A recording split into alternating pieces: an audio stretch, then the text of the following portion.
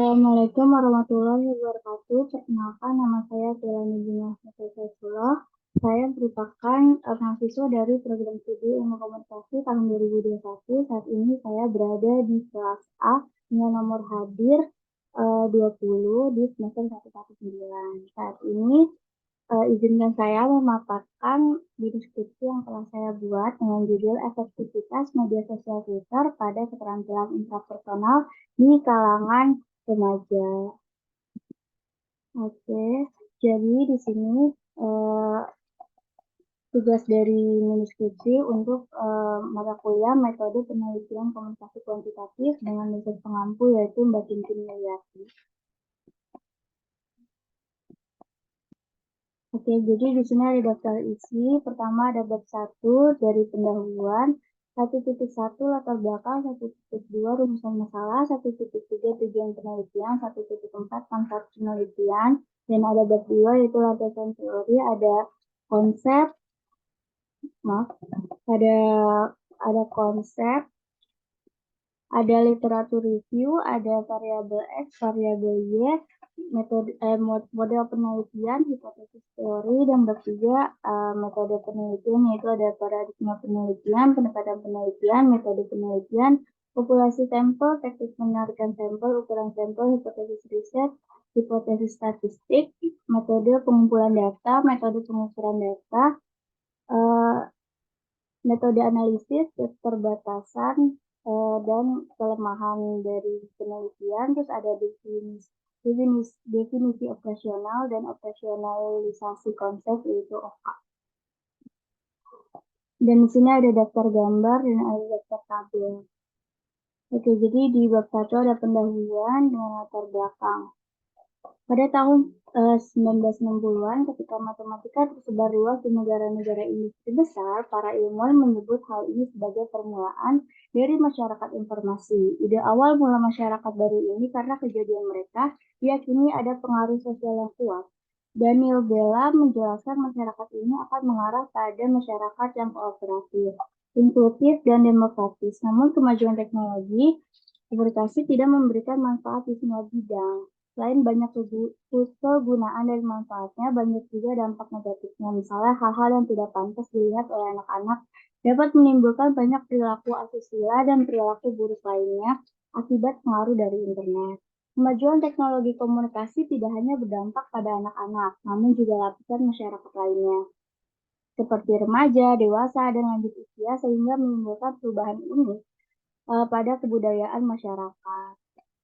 Peran yang dapat diberikan oleh aplikasi teknologi informasi ini adalah mendapatkan informasi untuk kehidupan pribadi seperti informasi tentang kesehatan, hobi, rekreasi, dan rohani. Kemudian untuk profesi seperti sains, teknologi, perdagangan, berita bisnis, dan asosiasi profesi, suatu metode kerjasama antar individu atau kelompok individu atau orang lain yang tidak mengetahui batas jarak dan waktu, negara, ras, kelas ekonomi, ideologi, atau faktor lainnya dapat menghalangi pertukaran gagasan.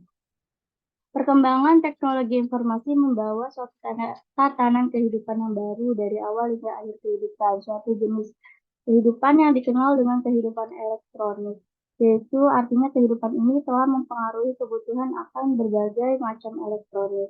Teknologi internet mempunyai dampak yang signifikan terhadap cara masyarakat berkomunikasi dalam komunitasnya karena maraknya media sosial yang menawarkan berbagai alat untuk memfasilitasi peluncuran bisnis, transfer data, dan penyebaran informasi. Pada awal abad ke-21, perkembangan teknologi sangat pesat dan muncul berbagai fenomena baru yang bermanfaat bagi berbagai upaya masyarakat.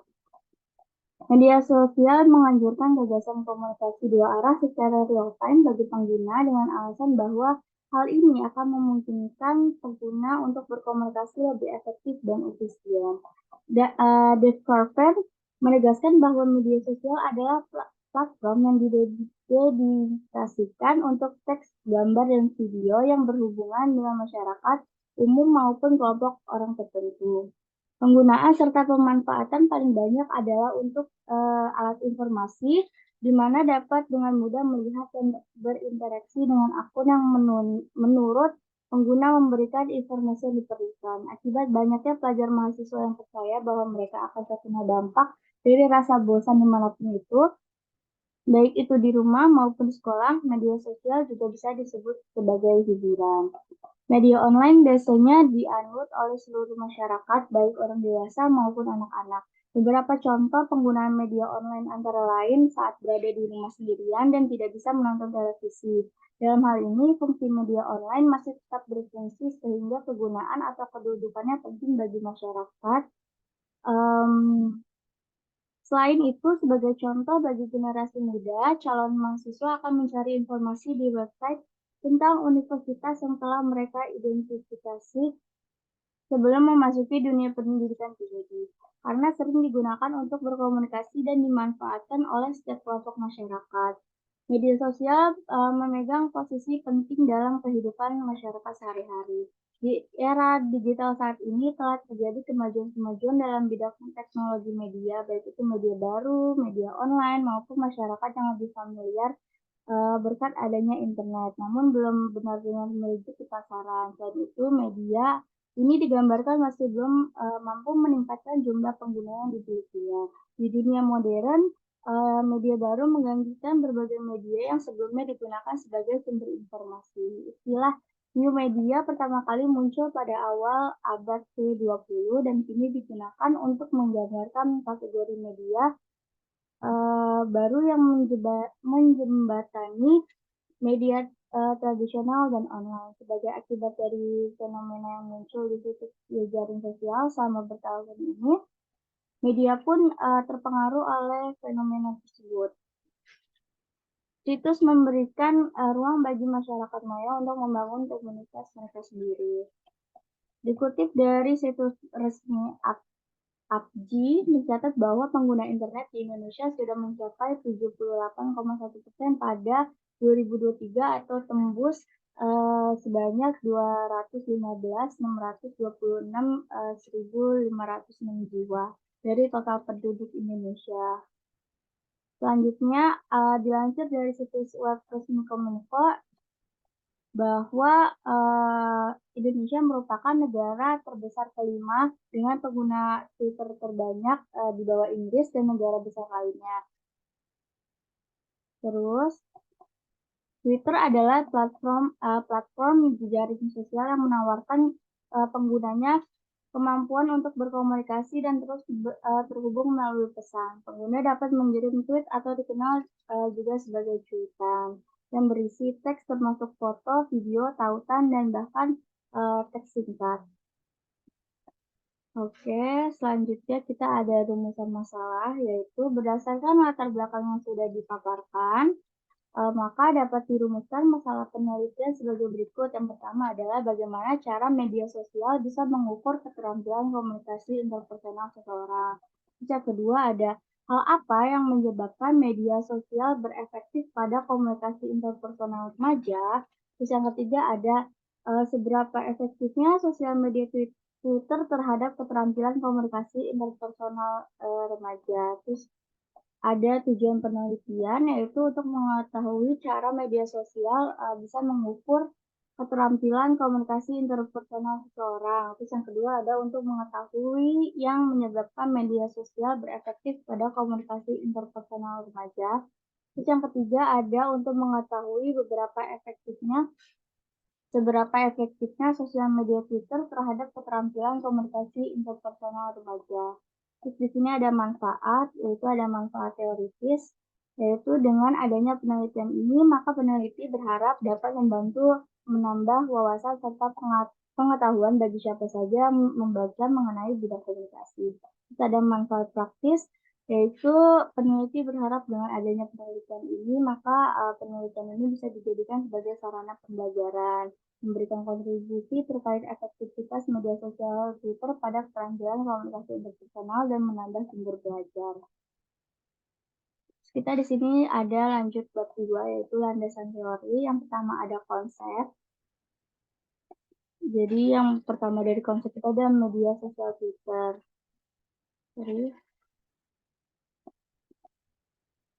Oke, jadi di sini Twitter merupakan salah satu media sosial yang sedang digandrungi masyarakat Indonesia, seperti terlihat pada, data di atas tadi yang di latar belakang ketika Twitter pertama kali muncul pada tahun 2006, itu adalah desain, microblog yang dibuat oleh Jack Dorsey, Evan Williams, dan Biston. Sebelumnya Twitter bernama, Jack Dorsey dan kawan-kawan. Produk yang diluncurkan diberi nama Twitter tanpa I dan E, yang diciptakan sebagai layanan pesan singkat untuk mempermudahkan komunikasi dalam kelompok kecil. Di sini ada fiturnya, yaitu ada, eee,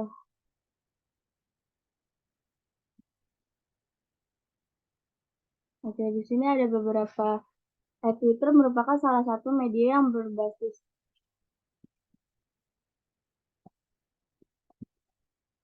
Tentunya dalam penggunaan sosial media, mereka mempunyai, dampak positif dan dampak negatifnya tersendiri. Kalau untuk positifnya ada, kita bisa menjalin pertemanan, sarana pembelajaran, dan mudah mencari informasi. Dan negatifnya itu adalah membuat penggunanya tidak bisa lepas atau kecanduan. Terus yang kedua, banyaknya beredar berita palsu atau hoax.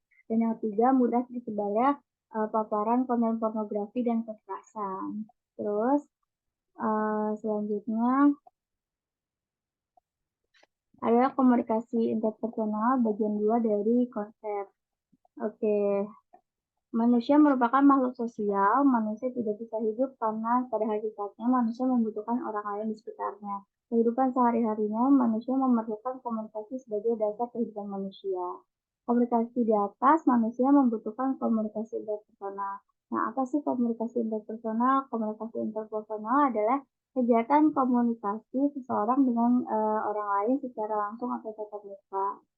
Seseorang membutuhkan berbagai informasi untuk menjalani kehidupan yang lebih baik dari sebelumnya, dan manusia juga perlu menjalin hubungan dengan orang lain untuk mencapai kebahagiaan dan kesejahteraan. Terus di sini yang kedua ada literatur review. Jadi literatur review ini uh, membahas penelitian terdahulu dengan persamaan X dan Y. Jadi di sini judul pertama ada pengaruh penggunaan media sosial Twitter terhadap keterampilan interpersonal di kalangan remaja Kecamatan Tambun Utara, Bekasi, Jawa Barat. Terus yang kedua ada pengaruh penggunaan media sosial terhadap komunikasi interpersonal siswa kelas 7 MTS Darul Falah, Sumber Gempol, Tulungagung. Terus yang ketiga ada hubungan antara pengungkapan diri melalui media sosial WhatsApp dengan komunikasi interpersonal pada mahasiswa tahun pertama. Terus yang keempat ada potensi penggunaan media sosial terhadap kemahiran komunikasi interpersonal guru pelatih eh, Institut Pendidikan Guru atau IPG. Terus ada yang kelima, penggunaan Instagram oleh siswa SMKN 3 Palembang sebagai media sosial interpersonal komunikasi. Terus yang keenam ada pengaruh penggunaan sosial media WhatsApp terhadap rendahnya komunikasi interpersonal siswa SMA Negeri 9 Makassar. Terus yang ketujuh ada pengaruh media sosial Facebook terhadap komunikasi interpersonal mahasiswa Ilmu Komunikasi 2017 UIN Sumatera Utara. Terus yang kedelapan ada analisis hubungan kecanduan media sosial dan komunikasi interpersonal. Yang kesembilan ada impact of social media on interpersonal communication between student and the teacher. Terus yang terakhir ada analisis penggunaan media sosial Twitter sebagai media curhat oleh kalangan muslim generasi Z. Terus yang terakhir, selanjutnya ada variabel X. Di sini variabel X yang saya ambil adalah media sosial, dan Y-nya itu ada komunikasi interpersonal. Terus model penelitiannya itu Seberapa efektifnya media sosial pada komunitas interpersonal dan hipotesis teorinya adalah efektivitas media sosial Twitter pada keterampilan interpersonal di kalangan remaja. Terus bab 3 di sini ada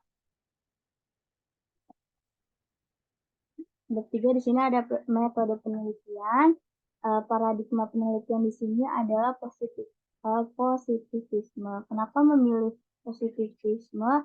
Karena efektivitasnya itu bisa dihitung dan komunikasi interpersonal merupakan pola perilaku seseorang. Terus yang kedua ada pendekatan penelitian. Di sini menggunakan kuantitatif. Kenapa menggunakan kuantitatif? Karena untuk mengukur seberapa efektifnya dari media sosial Twitter pada keterampilan komunikasi interpersonal di kalangan remaja. Terus di sini ada metode penelitian dengan cara survei. Di sini ada populasinya itu kalangan remaja, terus sampelnya itu menggunakan rumus Lovin yaitu N dibagi 1 ditambah N dikali E kuadrat. Di sini hasilnya ada 400 sampel. Terus teknik pengambilan sampelnya itu ada sampling cluster karena populasi yang dibutuhkan sangat besar, maka nanti akan dikelompokkan lagi. Terus di sini ada ukuran sampel, kita menggunakan rumus Lovin seperti yang tadi pengambilan sampel. Ada hipotesis riset. HA terdapat adanya hubungan antara efektivitas media sosial Twitter pada keterampilan komunikasi interpersonal di kalangan remaja. Terus HO-nya tidak terdapat adanya hubungan antara efektivitas sosial Twitter pada keterampilan komunikasi interpersonal di kalangan remaja. Terus di sini ada metode pengumpulan data, yaitu dengan kuesioner atau angket. Terus ini ada metode pengukuran data, yaitu validitas. Dalam penelitian ini maka menggunakan validitas karena satu alat ukur dapat dikatakan memiliki validitas isi ketika keseluruhan isi definisi tercakup dalam alat ukur yang digunakan. Terus ada reliabilitas. Dalam penelitian ini dibutuhkan reliabilitas homogenitas. Homogenitas karena menggunakan satu alat ukur yaitu survei. Terus yang selanjutnya ada metode analisis data. Di sini ada univariat dan bivariat. Univariat adalah penelitian satu variabel. Analisis dilakukan kepada penelitian deskriptif dengan menggunakan statistik deskriptif. Hasil perhitungan statistik deskriptif akan menjadi acuan perhitungan selanjutnya. Dan ada bivariat digunakan untuk melihat penelitian yang melibatkan dua variabel. Kedua variabel tersebut merupakan variabel pokok, yaitu variabel pengaruh atau bebas atau disebut X, dan variabel terpengaruh atau tidak bebas yang biasa disebut dengan Y. Di sini ada keterbatasan dan kelemahan penelitian. Nah, keterbatasannya itu karena sampel yang terlalu banyak sehingga terdapat keterbatasan waktu bagi peneliti serta sangat susah untuk mendapatkan responden sebanyak 400 orang tersebut. Kelemahannya dirasa peneliti menampilkan dimensi dari penelitian yang kurang mencerminkan dari rumusan masalah sehingga masih belum bisa menjawab pertanyaan dari tujuan penelitian. Nah, di sini ada definisi operasional media sosial sebagai variabel X.